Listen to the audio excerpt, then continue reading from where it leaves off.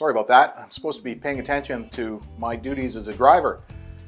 That's one of the obligations under the Motor Vehicle Act under Section 144. And one of the obligations you've got as a driver is to drive while showing care and attention to your duties as a driver, because it's prohibited to drive without due care and attention. That's Section 144, 1A of the Motor Vehicle Act.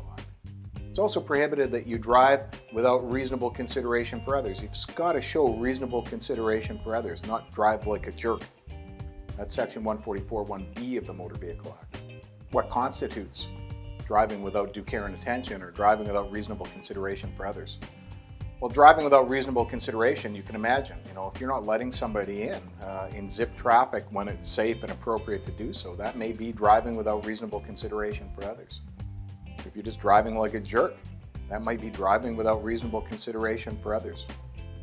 Driving without due care and attention is kind of a different standard. So driving without reasonable consideration is sort of an active role that you're taking to not show consideration to the other drivers around you.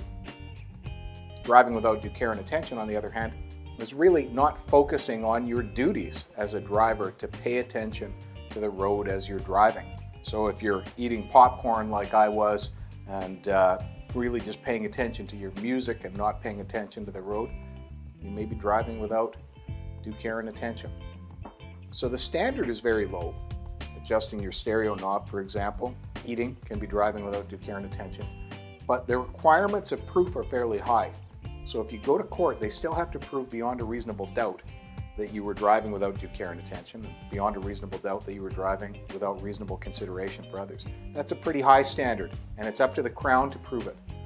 Driving without due care and attention, the punishment starts with a fine typically of $368. It says in some of the regulations that it's $100 at the bottom end, but the police only ever issue a ticket that's $368 and up, and it can be as much as $2,000, and you can actually go to prison if you're convicted of driving without due care and attention, but that's quite infrequent.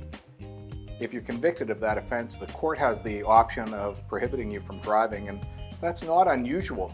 It's surprising how many people are convicted of driving without due care and attention and end up with some sort of driving prohibition as a result.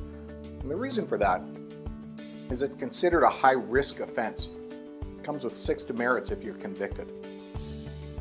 So it's a serious offense. It's the type of offense that most people want to defend, and as a consequence, we got very experienced with it, and we're very good at it because we defend so many drive without due care and attention and drive without reasonable consideration tickets for people all around BC. If you'd like us to help you with it, give us a call, 604-608-1200. If you've received one of these offenses or any other Motor Vehicle Act offense, any other driving offense, you can contact us, bcdrivinglawyers.com.